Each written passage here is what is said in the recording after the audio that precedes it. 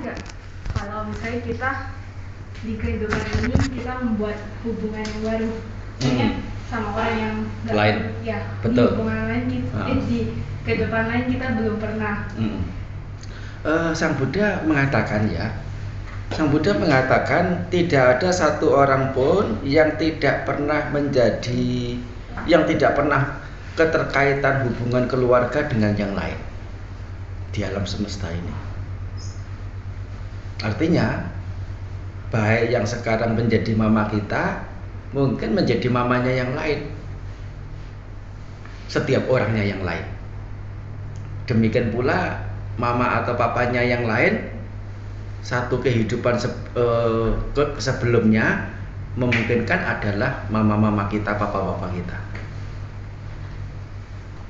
Tidak pernah ada satu orang pun yang tidak pernah menjadi familinya kita.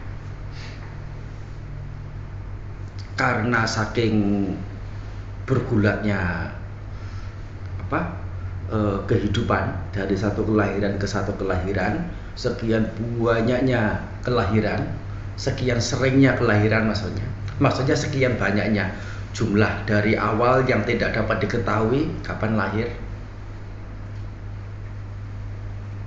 Ini adalah secara fisiknya atau secara lahiriahnya. Tapi secara filosofisnya, yaitu bisa bisa diarah ke sesuatu yang sifatnya itu awam, sulit untuk mengerti, yaitu ada yang disebut dengan zat tahu, tapi zat tahu ini bukan makhluk. Nah, zat tahu ini sangat kecil sekali, lebih kecil dari atom, lebih kecil dari elektron. Padahal elektron itu adalah bagian dari atom. Zat ini dikatakan ada, tidak, dikatakan tidak ada juga bukan. Namanya zat tahu. Ini yang kemudian yang berinteraksi dengan yang lain, saling bergabung, saling berpisah. Nah itu adalah secara filosofis, secara ilmu pengetahuannya. Ada yang pernah dengar istilah kuantum tidak? Begitu. Itu adalah kalau mau diperbandingkan, itu adalah zat tahu, yang mengetahui. Dikatakan hidup tidak, dikatakan mati juga bukan, dikatakan ada tidak, dikatakan tidak ada juga bukan. Dia ada secara bersamaan antara ada dan tidak ada. Bingung enggak? Bingung ya? Kita mengertinya bingung. Tapi itu adalah urusan filosofis yang agak jauh ya, nggak usah itu. Tetapi secara kasarnya, secara mudahnya maksudnya, Sang Buddha menyatakan dengan tegas bahwasanya tidak ada satu orang pun yang tidak pernah menjadi saudara, entah cece, entah mama, entah siapa. Sekarang jadi cece saya, kehidupan berikutnya jadi anak saya, bisa jadi. Nah, jadi siapa begitu. Nah, jadi itu karena apa? Kehidupan yang berkali begitu, tidak tahu siapa, bagaimana, pernah jadi apanya kita.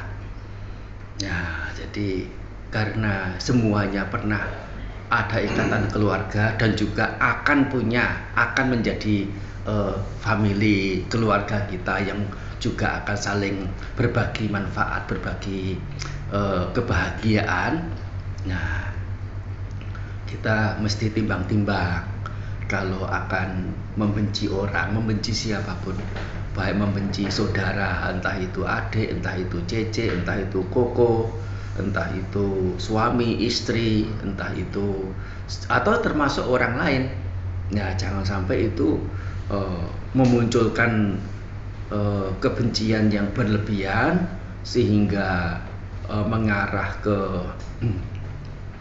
itikat jahat, itikat buruk, ingin menyakiti, ingin menyiksa, ingin membuat menderita, ya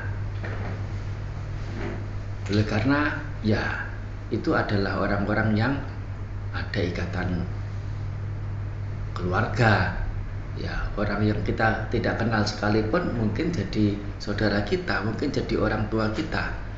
Nah, yang sudah punya pasangan, ya suami kita, istri kita, ya mungkin dulu adalah mama atau papanya kita. Nah, mungkin juga anak kita. Nah, itu adalah penjelasannya dari yang Sang Buddha telah katakan bahwa yang namanya keluarga itu kan ya hubungannya anak, orang tua, suami, istri, saudara, kan begitu ya. Jadi tidak lepas dari hubungan-hubungan seperti itu. Itu dimaksudkan juga jika semuanya pernah dan juga akan ada jalinan keluarga. Nah, kalau harus menyakiti, harus membuat sengsara dengan sengaja begitu ya, ya harus pikir-pikir. Nah, soalnya itu juga adalah orang-orang yang dulu mungkin mengasihi kita sampai bisa mengorbankan nyawa, mengorbankan jiwa untuk kita. Nah, kita secara sengaja kemudian menyakiti, apalagi sampai menghabisi nyawanya. Itu bagaimana kemudian? Nah, itu jawabannya ya, mungkin cukup sudah menjawab ya.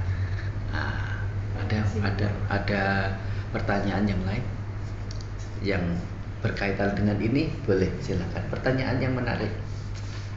Ya, pertanyaan yang menarik.